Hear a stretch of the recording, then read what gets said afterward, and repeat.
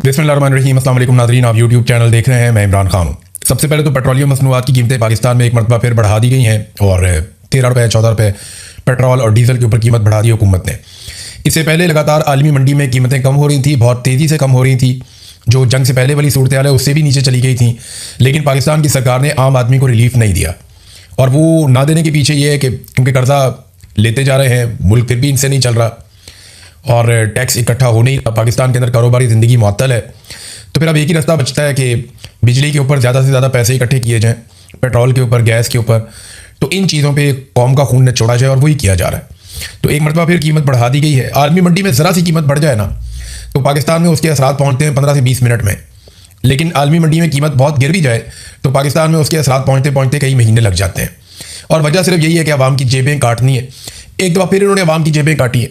जब इमरान खान साहब की हुकूमत थी तो तब यही शहबाज शरीफ सुबह शाम पेट्रोल सस्ते करने के मुतालबात करते थे और वो ये कहते थे कि अगर और सस्ता कर दें तो कोई फ़र्क नहीं पड़ता, और सस्ता कर दें तो कोई फ़र्क नहीं पड़ता। तो इमरान खान साहब 150 रुपये लीटर बेच रहे थे जब आलमी मंडी में $100 फी बैरल से ज़्यादा था। और इस वक्त तो बहुत सस्ता है आलमी मंडी में पेट्रोल उस दौर की निस्बत, लेकिन आज ये 150 रुपये का नहीं बेच रहे, 100 रुपये का भी नहीं बेच रहे, बल्कि ये 350 रुपये का पेट्रोल बेचते हैं।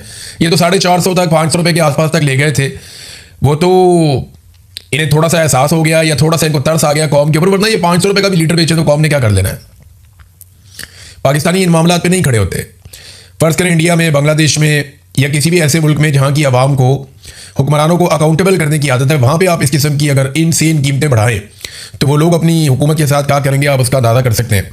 नाज़रीन, ब्लू पासपोर्ट वाला एक मामला पाकिस्तान में चल रहा था, उस पर एक चीज़ मैं आपके सामने रखना चाहूँगा। खबरें मेरे पास बहुत सारी हैं, मैंने आपके साथ शेयर करनी है, लेकिन क्योंकि ब्लू पासपोर्ट का मामला छिड़ गया है कि रेड पासपोर्ट, ब्लू पासपोर्ट, ये पाकिस्तान में ना अलग अलग कैटेगरीज के पासपोर्ट हैं। सबसे पहले तो हमारा ग्रीन पासपोर्ट है जो हम सबके पास होता है और ये हर आम पाकिस्तानी के पास होता है। इसके बाद पार्लियामेंटेरियंस को, बड़े लोगों को, ताकतवर लोगों को ब्लू पासपोर्ट्स दिए जाते हैं, उनकी फैमिलियों को भी।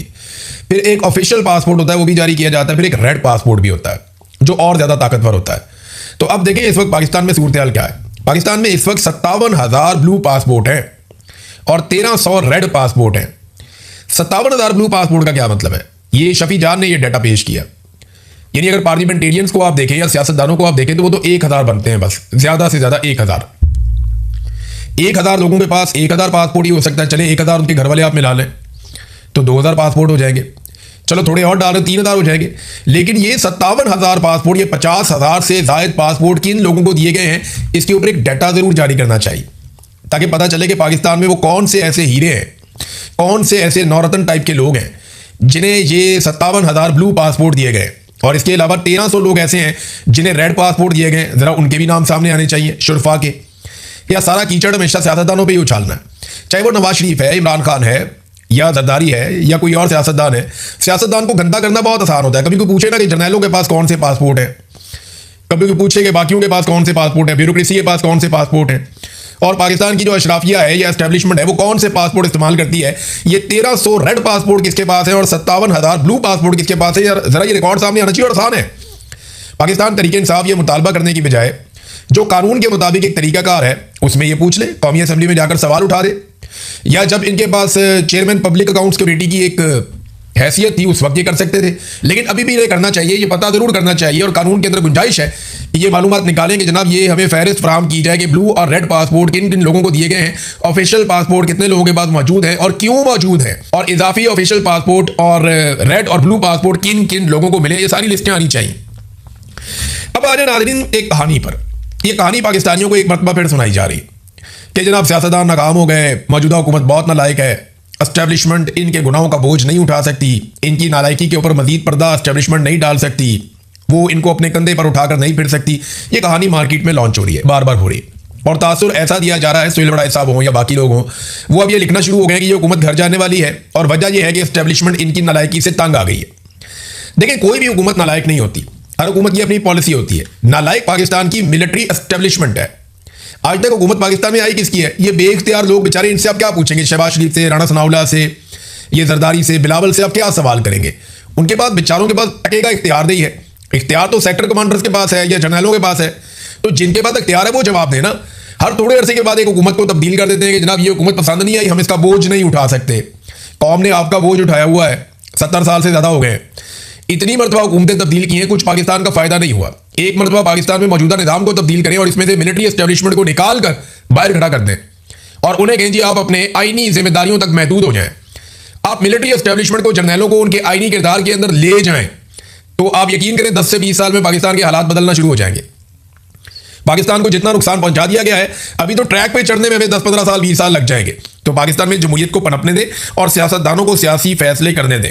अब ये भी आपको जो कहानी सुनाई जा रही है ना, ये 2.5 साल गुजर गए हैं, एस्टेब्लिशमेंट बोझ नहीं उठा सकती कहानी है। इन्होंने अगले 2.5 साल भी ये कहानियां सुनाते सुनाते आपको गुजार देने और दोबारा इलेक्शन करवाकर एक मरतबा फिर कठपुतलियां लाकर आपके ऊपर मुसलत कर देनी है। देखें ना, अगर इनकी नीयत ठीक होती या इन्हें लगता कि ये बोझ मजीद नहीं उठा सकते तो जो गिलगित बल्तिस्तान में गंद मारा वो ये मारते, या जो गंद अब ये कश्मीर में मारने जा रहे हैं वो गंद ये मारते। अगर इनको जरा सा भी एहसास होता, एहसास की बात नहीं है, ये जब भी पाकिस्तान ने ठीक होना है, पाकिस्तान ने तभी ठीक होना है जब तमाम इदारे अपने अपने हुदूद के अंदर जाएंगे और जाकर काम करेंगे। अभी बहुत सारे टाउट्स हैं, कुछ साफ़ी हैं, कुछ दीगर लोग इकट्ठे करके बलूचिस्तान ले गए कि बलूचिस्तान में दूध और शहद की नहरें बह रही हैं, हालात बहुत अच्छे हैं, बड़े ज़हीन लोग हैं, कमाल लोग हैं, ज़बरदस्त हो गया, फौज बहुत अच्छा काम कर रही है। वो वहाँ पे जबरी तौर पे लोगों को गुमशुदा किया जा रहा है, सड़कों पे नाके लगाए हुए हैं मुसल्लह अफराद ने, पहाड़ों के ऊपर लाशें फेंक के चले जाते हैं, वो उठाने वाला भी कोई नहीं है। लोग अपनी मदद आपके साथ ट्रक लेके जाते हैं, मजदूर लेकर जाते हैं, अपनी लाशें उठाकर लोग खुद लेकर आते हैं, लोगों की लाशें तक वापस लाकर नहीं देती सरकार। लापता अफराद का एक अलग दुख है वहाँ पर बलूचिस्तान में, बेशुमार खवातीन और हज़रात जो हैं उन्हें गिरफ्तार किया हुआ है और गैर कानूनी तौर पर गिरफ्तार किया, जेलों में पड़े हुए वो सड़ रहे हैं और उनके वसाइल पर कब्जा करके उन्हें पसमानदा बना दिया गया। आप ये देखें ना नाज़रीन, इस मुल्क में जो लोग आइन तोड़ते हैं उन्हें गार्ड ऑफ ऑनर मिलते हैं और जो लोग आइन की हुक्मरानी की बात करते हैं वो जेलों के अंदर सड़ते हैं। और यही हमारी किस्मत आज तक रही है और इसी की वजह से हम आगे नहीं बढ़ पाए। ये जो अकबर शेरानी की कहानी मैंने आपको सुनाई थी एक शहीद की, उसकी जेब से ना एक रुक्का भी मिला और वो उसके घर वालों ने, उसके दोस्तों ने पब्लिक कर दिया। इस रुके को अगर आप देखें ना तो उसके ऊपर लिखा हुआ है मैंने किसका कितना उधार देना है, और ये उसने उस वक्त लिखा जब उसे पता चल गया कि अब गोलियां खत्म हो गई और मैं मारा जाऊंगा। तो उसने फटाफट एक कागज़ के ऊपर लिखा कि मैंने फलां के इतने पैसे देने, फलां के इतने पैसे देने, फलां के इतने पैसे देने। वो रुका उसने जेब में रखा और फिर वो शहीद हो गया। अब मुझे ये समझ नहीं आ रही कि जिसकी लाश को घर पहुंचाने के लिए सरकार ने एम्बुलेंस नहीं दी और इसके खून का कर्जा कौन उतारेगा। ये खून आलूद कागज़ है, यानी इस कागज़ के ऊपर 2 तरह के कर्जे हैं। एक कर्जा पाकिस्तानियों पे, पाकिस्तान के इदारों पे चढ़ गया कि एक पुलिस वाले का खून बह गया, वो भी इसलिए कि उसके पास गोलियां खत्म हो गई थी, दहशतगर्दों के पास खत्म नहीं हुई। और दूसरा कर्जा वो है जो उसने अपने रोज़मर्रा मामलात में लिया। तो एक के बाद एक दुख की कहानी, एक दास्तान है। मैं लोगों की बातें सुन रहा था, दिल दहला देने वाली बातें। वो इतने परेशान हैं और वहाँ पे पुलिस वाले काम करने से इनकार करते हैं। क्यों जनाब, हम कैसे काम करें, हमारे पास तो हथियार नहीं है, हमारी तो पीछे से मदद ही नहीं आती। अगर हम 200 लोगों से भी लड़ पड़े तो सरकार हार मान लेती है, पीछे कोई हथियार लेकर नहीं आता। पूरे पूरे शहरों पर आकर दहशतगर्द कब्जा कर लेते हैं और ये लोग कुछ कर नहीं सकते। पाकिस्तान तहरीक इंसाफ ने हमायत कर दी है उस धरने की जो इस वक्त बलूचिस्तान में दिए जा रहे हैं। उन्होंने कहा कश्मीर रावलाकोट की तरह बलूचिस्तान की आवाम को भी इन नाजायज़ हुक्मरानों और इनकी पॉलिसियों के खिलाफ सड़क पर निकलना पड़ेगा। क्वेटा में जारी 14 के धरनों में कारकुनों और आवाम से लाखों की तादाद में शिरकत की अपील करते हैं। पाकिस्तान तहरीक इंसाफ के दाऊद शाह काकड़ ने भी यहाँ पे अपील कर दी है। तहरीक तहफ़्फ़ुज़ आईन पाकिस्तान ने एक एलामिया जारी किया है नाज़रीन, वो एलामिया पढ़ने से ताल्लुक़ रखता है और ये पाकिस्तान के अब मसाइल का हल इसी तरह है जो अपोजिशन बात कर रही है। हुकूमत को तो बात समझ ही नहीं आ रही, ना वो समझना चाहते हैं। नंबर 1 उन्होंने जो चीज़ें कही उनमें पहली चीज़ तो ये है कि बलूचिस्तान में अमन अमान की मुसलसल बिगड़ती हुई सूरत हाल, पुलिस एहलकारों के कत्ल और अवाम के जानो माल के तहफ़्फ़ुज़ में नाकामी की जिम्मेदारी कबूल करते हुए बलूचिस्तान हुकूमत फौरी तौर पर इस्तीफ़ा दे। हमारा मौक़िफ़ है कि गैर मुंतखब हुकूमत अवाम के सियासी, इंतज़ामी और सिक्योरिटी मसाइल के हल की इखलाकी और अवामी हैसियत नहीं रखती और बलूचिस्तान के तमाम लापता अफराद को फिलफौर अदालतों के सामने पेश किया जाए, जबरी गुमशुदगियों का सिलसिला बंद किया जाए और डेथ स्क्वाड का मुकम्मल खात्मा यकीनी बनाया जाए। इसके बाद दूसरा उन्होंने मुतालबा किया कि इमरान खान, बुशरा बीबी, डॉक्टर भारंग बलोच, डॉक्टर यास्मीन राशिद, इजाद अहमद चौधरी, उमर सरफराज चीमा, शाह मोहम्मद कुरैशी, महमूद रशीद, हसान न्याजी, ईमान मदारी, अली वजीर समेत तमाम कैदियों, कारकुनान और ज़मीर के असीरान को फौरी तौर पर रिहा किया जाए। फिर एक और मुतालबा उन्होंने किया कि आज़ाद जम्मू और कश्मीर की मौजूदा सियासी और इंतज़ामी सूरत हाल आज़ादाना, मुनसिफाना और शफाफ इंतखाबात के इनेकाद के लिए साजगार नहीं है। लिहाजा तमाम मुतल्लिका फ़रीक़ैन के दरमियान बामानी मुज़ाकरात का आगाज़ करते हुए इंतखाबात को इल्तवा किया जाए ताकि अवाम के हकीकी मैंडेट का तहफ़्फ़ुज़ मुमकिन बनाया जा सके। अगला मुतालबा यह है कि तहरीक तहफ़्फ़ुज़ आईन पाकिस्तान मुतालबा करती है कि आज़ाद जम्मू और कश्मीर और बलूचिस्तान की तशवीशनाक सूरत हाल पर फौरी तौर पर घिसी पट्टी ही सही मगर पार्लियामेंट का मुश्तरका इजलास तलब किया जाए ताकि कौमी सतह पर इन संगीन मामलात पर संजीदा, जामे और मौसर बहस के जरिए आइनी और सियासी हल तलाश किया जा सके। फिर एक और चीज़ उन्होंने कहा कि साबिक वज़ीर-ए-आज़म इमरान खान की हमशीरा अलीमा खान के खिलाफ जारी गैर मुनसिफाना ट्रायल पर शदीद अफसोस और तशवीश का इज़हार करते हैं। और ये जो बदला लेने का सिलसिला, सियासी इंतकाम का दायरा इनकी बहनों तक जो वसी किया गया है इमरान खान साहब की, ये नहायत संगीन है और इन चीज़ों को रोका जाए। और अगर नताइज तल्ख बरामद हुए तो इसकी जिम्मेदारी मुतल्लिका रियासती इदारों और हुकूमत पर आयद होगी। तो ये जनाब उनके मुतालबात है जो तहरीक तहफ़्फ़ुज़ आईन पाकिस्तान ने किए हैं। लेकिन हुकूमत का कोई किसी किस्म का मूड नहीं है, कोई इरादा नहीं है पाकिस्तान में हालात को बेहतर करने का। क्योंकि अभी कश्मीर से जो खबर आई है, मैंने आपको एक दिन पहले, लगभग 2 दिन होने वाले हैं, मैंने आपको एक खबर दी थी कि कश्मीर में बहुत बड़ा क्रैकडाउन किया जाएगा। अगर तो इलेक्शन करवाने हैं तो उससे पहले इन्हें एक बहुत बड़ा क्रैकडाउन कश्मीर में करना पड़ेगा और उस क्रैकडाउन के लिए मजीद फोर्सेज कश्मीर में दाखिल होंगी।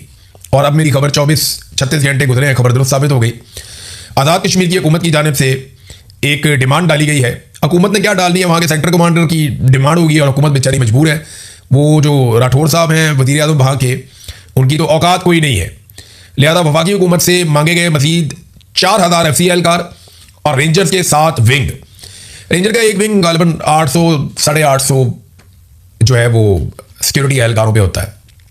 तो ये लगभग 10,000 अफराद हैं जो मजीद मांगे गए हैं आज़ाद कश्मीर हुकूमत की जानिब से। तो एक तरफ वो कहते हैं वहाँ पे एहतजाज कोई नहीं हो रहा, एक तरफ कहते हैं कि वो लोग बहुत कमज़ोर हैं, कोई उनकी बात ही नहीं सुन रहा। जहाँ पे आपने हज़ारों की तादाद में पहले ही वहाँ पे सिक्योरिटी फोर्सेज जमा की हुई हैं, वहीं आप 10,000 सिक्योरिटी फोर्सेज और मंगवा रहे हैं। इसका मतलब है कि आज़ाद कश्मीर पूरा का पूरा खड़ा हुआ है। क्या फ़र्क रह गया? भारत ने वहाँ पे अपनी फोर्सेज दाखिल की हुई हैं मकबूजा कश्मीर में, वो उन्हें मारते हैं, उनके मुतालबात ही नहीं सुनते, उनको उनके हकूक़ नहीं देते। यही काम आज़ाद कश्मीर के अंदर हो रहा है, लोग अपने हकूक़ मांग रहे हैं, एहतजाज कर रहे हैं।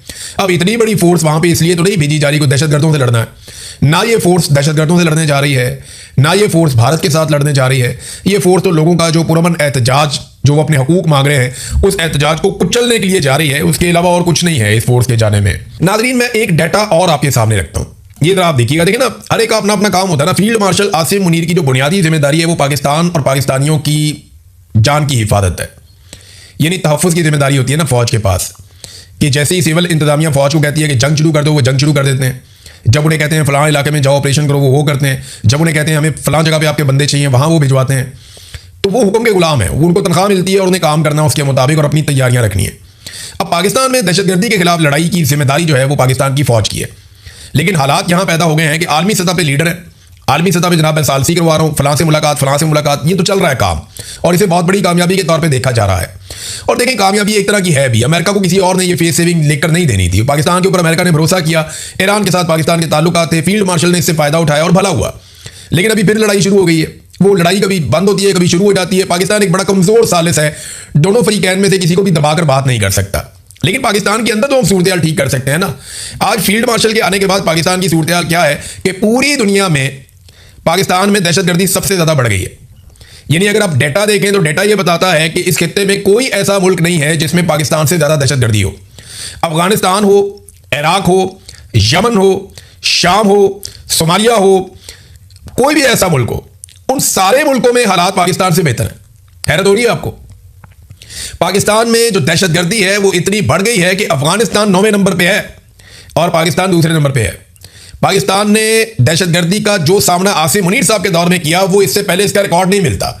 आज पाकिस्तान बदतरीन दहशतगर्दी का सामना कर रहा है और हम उसे रोकने में कामयाब नहीं हो रहे। बलूचिस्तान जल रहा है, कबायली इलाके जल रहे हैं और पूरा जोर इस बात पे है कि कश्मीर में अपनी हुकूमत बना लें, गिलगित बल्तिस्तान में अपनी हुकूमत बना लें, यहाँ मादनियात पड़ी हुई हैं, यहाँ पे हुकूमत बना लें, खैबर पख्तूनख्वा की हुकूमत को कंट्रोल कर दें, कोई अवामी तहरीक खड़ी ना हो जाए, हम जाके बोर्ड ऑफ पीस के अंदर बैठ जाएं, किसी तरह इसराइल को तस्लीम करने का कोई रास्ता निकला है, इमरान खान को जो है वो इररेलेवेंट कर दें। बस इन्हीं चीज़ों के ऊपर सारा का सारा जोर है। अमेरिका को राजी कर दें कि किसी तरह हमारी जो हुकूमत है उसको लेजिटिमेसी मिल जाए, और कुछ भी नहीं है, किसी चीज़ पे तवज्जो नहीं है। तो जो असल काम है वो तो किया नहीं जा रहा। और दहशतगर्दी के अदाद शुमार आप देखें तो हालात क्या हो गए। मैं ज़रा कंपैरिजन भी आपके सामने रख देता हूँ ना। कई लोग कहते हैं जी दहशतगर्दी तो बहुत पुरानी चीज़ है, तो मैं आपको बता देता हूँ कि ये जो एक रिपोर्ट है साउथ एशिया टेररिज्म पोर्टल, इसकी रिपोर्ट क्या बताती है कि 2018 से 2021 तक पाकिस्तान में दहशतगर्दी के वाक़यात कितने हुए। 2018 में 158 सिक्योरिटी एहलकार शहीद हुए, 2019 में 137, 2020 में 178, 2021 में 226 और फिर उसके बाद ये तकरीबन मजमूई तौर पे इमरान खान साहब के दौरे हुकूमत में 699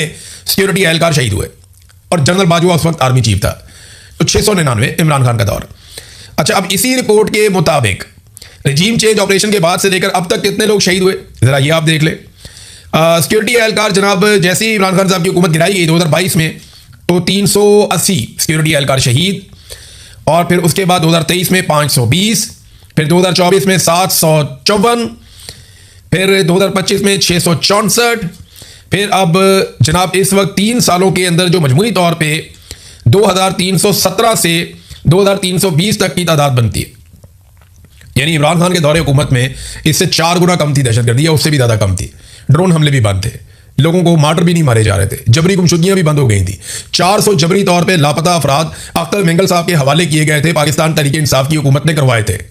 हालात को नॉर्मलाइज कर रहे थे, लेकिन फिर इन्हें रजीम चेंज ऑपरेशन का शौक चढ़ गया, और उसके बाद आज पाकिस्तान के साथ क्या हुआ वो आपके सामने, डेटा मैंने आपके सामने रख दिया। और पूरी दुनिया का डेटा ये बताता है कि दुनिया में सबसे ज़्यादा तेज़ी से दहशतगर्दी पाकिस्तान में बढ़ रही है। नाज़रीन, डोनाल्ड ट्रंप के हवाले से मेरे पास एक खबर है, मैं एज इट इज आपको पहले डोनाल्ड ट्रंप का बयान पढ़ के सुना देता हूं। डोनाल्ड ट्रंप को एक्चुअली हुआ यह था कि इजरायली इंटेलिजेंस ने डोनाल्ड ट्रंप को खबरदार किया था कि ईरान आपको कत्ल कर सकता है। दूसरा, ईरान के अंदर जब भी अवाम निकलती है तो अवामी सतह के ऊपर डोनाल्ड ट्रंप के खिलाफ नारे लगाए जाते हैं, और वो उनके नारों में मुर्दाबाद कहा जाता है। तो अमेरिकन समझते हैं कि डोनाल्ड ट्रंप को कत्ल करने की धमकी, वैसे वो कहते भी हैं। कई मरतबा जब अमेरिका ईरान के ऊपर अटैक करता है तो ईरान के अंदर से ऐसी आवाज़ें आती हैं, लेकिन पॉलिटिकली या उनकी गवर्नमेंट के लेवल के ऊपर कभी नहीं कहा गया कि हम डोनाल्ड ट्रंप को कत्ल कर देंगे। जबकि अमरीकी हुकूमत अक्सर ये कहती है कि हम फलाने को मार देंगे, फलाने को मार देंगे, फलाने को मार देंगे। इसराइली गवर्नमेंट भी कहती है, लेकिन ईरानी गवर्नमेंट ने ऐसा कोई नहीं कहा कि हम फलाने रहनुमा को या डोनाल्ड ट्रंप को कत्ल कर देंगे, ऐसी कोई बात की नहीं। लेकिन ये इसराइली इंटेलिजेंस ने डोनाल्ड ट्रंप को खबरदार किया था कि आपको ईरान कत्ल कर सकता है। तो डोनाल्ड ट्रंप का जो ऐलान है वो क्या स्टेटमेंट देख लें आप। ट्रंप ने न्यूयॉर्क पोस्ट को ये बताया बात करते हुए कि अगर ईरान उन्हें कत्ल करने की अपनी साजिश में कामयाब हो जाता है